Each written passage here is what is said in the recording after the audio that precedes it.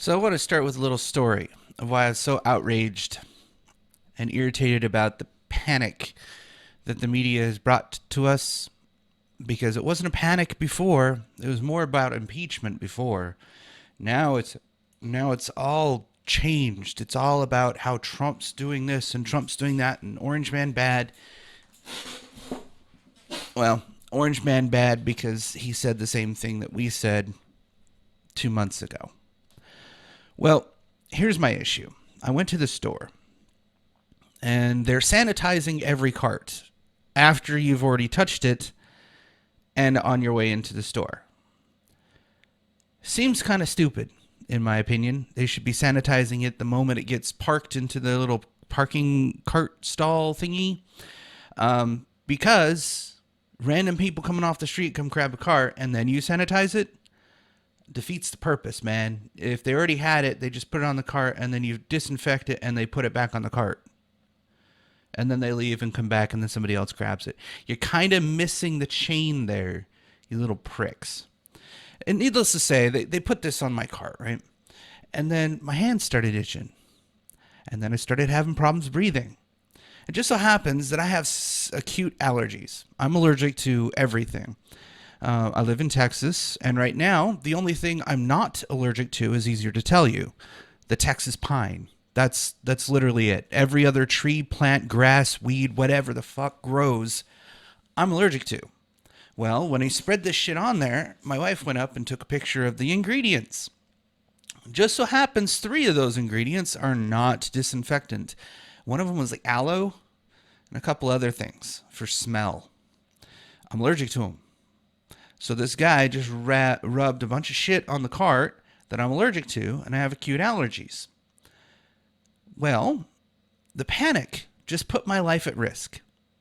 Y'all are worried. I understand that you're worried. But that doesn't mean you get to impose your will upon other people.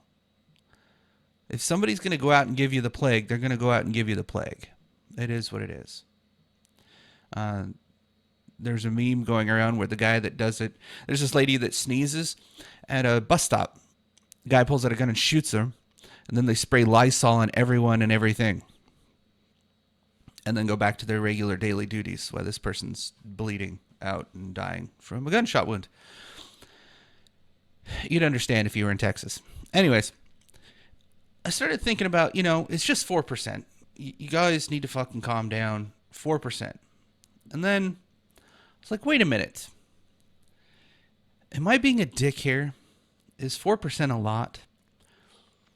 Well, it just so turns out that I was a little bit off in some of the numbers that I saw and read, that 1% of people that get the flu die. Well, 12 billion people, 12 billion.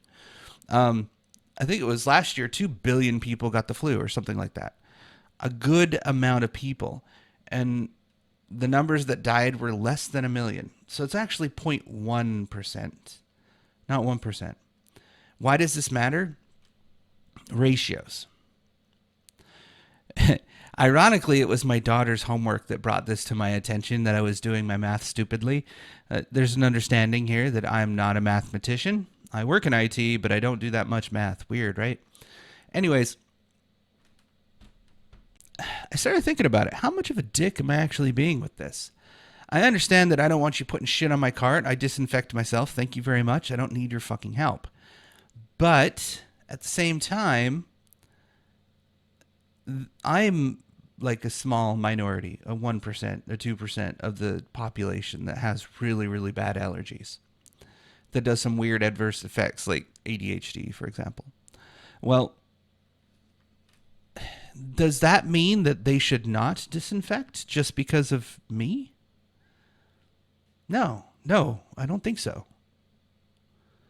It'd be better to make it harder for me to breathe and maybe put myself in the respirator, or ventilator as they're calling them, than the contagion to get everywhere if I indeed had it in the first place.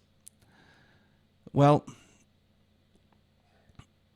that's where I started thinking about this whole thing. The 4%. There's 314 million people in the United States. What's 4% of that? Well, 1% is 3 million, is it not? Just take 2 zeros backwards. 100% is 314. 10% is 30 million. 1% is 3 million. 3 times 4, 12 million. If we were to go to the numbers and standards of the average across the world, 4%. 4, 8, 12. 3 times 4. 12 million people dead. That's a catastrophe. I didn't actually... Here's my problem. And probably a problem of a couple other people too. 4% is a small number. 96% survival rate, yeah, I can roll the odds, right? That's what most people think. What they're not considering is it's not 4% of people will catch it. It's out of the 100% of people that catch it, 4% will die. That's the real odds. It's not a I saw another stupid explanation. It's not, there's 100 Skittles and 4 of them have a lethal poison in it. Are you going to eat the Skittles with a 4% chance of dying? That's a bad analogy. There's 100 people in a room. 4 of you are definitely going to die. Do you know which ones? And we're able to predict that with this stupid ass virus. It's a respiratory disease. Is it a disease? Anyways.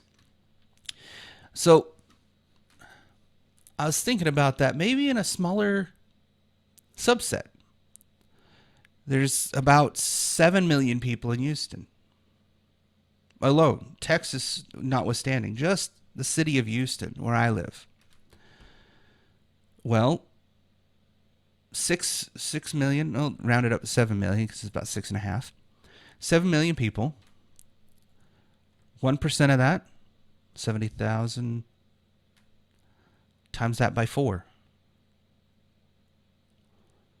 210 is 3. 280,000 people would die in Houston over this. Now, think about it this way. The reason why I think they're doing the quarantine, I did a thought experiment last time, and it was okay. I was just thinking if it was like a test of our capacity to respond. You see a lot of fucking commies and socialists saying, haha, look at the markets are going to fail us. This is a good test and example of it. Chris Cuomo's like, the federal government needs to act now. I don't know how else to get ventilators into our hospitals. Like it's his fucking job to do it in the first place. How about he asks an administrator of a hospital how they get those? Where do they order them from? Because this is a tangent and I don't give a fuck. The federal government is not in the manufacturing business. They do not do resale or distribution or manufacture thereof of respirators. So to thinking that the federal government somehow owes you this, you're fucking clueless, man. They don't do this shit. They don't own manufacturing. This isn't a socialist country. Private industry owns them. Ford and a couple other big industries, you know, the ones that you don't want to fucking bail out, they're switching their manufacturing gears to build these. What they're going to do, hopefully, with some help, is get some blueprints or plans on ventilators or come up with their own design. Like the engineers there are going to be, look, we got a NASA level emergency. Here's the shit that we got in our shop. Make a ventilator. Tesla guy, Elon Musk, doing the same thing. Tell me where they need to be and I'll start making them. Hell, Elon Musk could probably give that shit out for free just because that's the type of guy he is. To be honest, I wouldn't doubt it. But then you have to bring it home. In your local city, in your local state, how many people you got living there? What's 4% of that if everyone catches it? And with the way this thing is contagious, the way it travels, you're probably going to catch it. Excuse me. I just woke up. So think of it that way. Forget the fucking ratio. Forget the 4%, the average. Even in Italy, they're 7%. Do you really want to go up to that? Do the math. I didn't. And that was probably why I was a little bit callous. But I'm also kind of irritated and perturbed that someone be willing to put my life at risk over panic. Y'all need to fucking calm down. There's ways and means to prevent it. Staying at home's one of them. And, since this thing travels by touch, by cough, all you have to do is touch anything it's been on. Apparently, they've now discovered that this shit can live on surfaces for up to 48 hours, depending on the environment.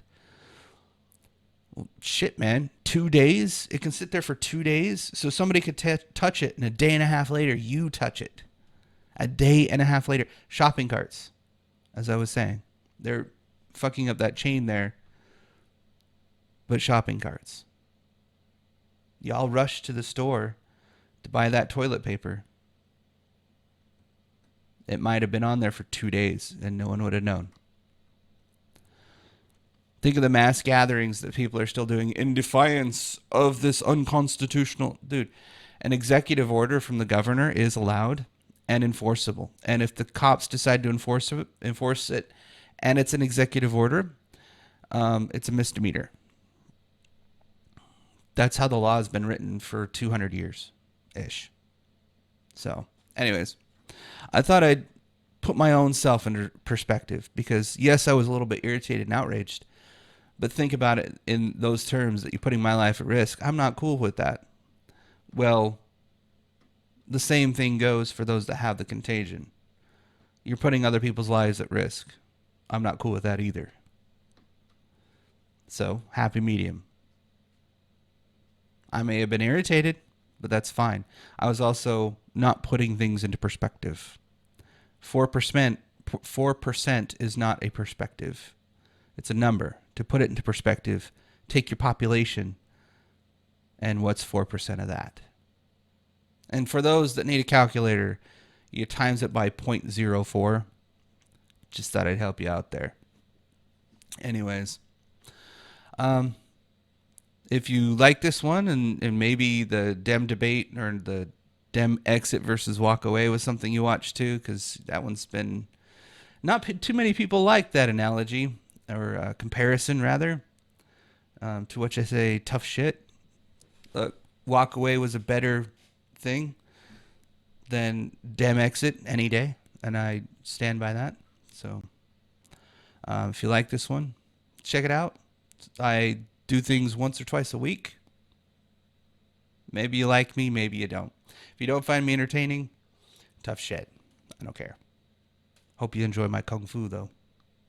Later. Catch you next time. What? You'll apologize for that?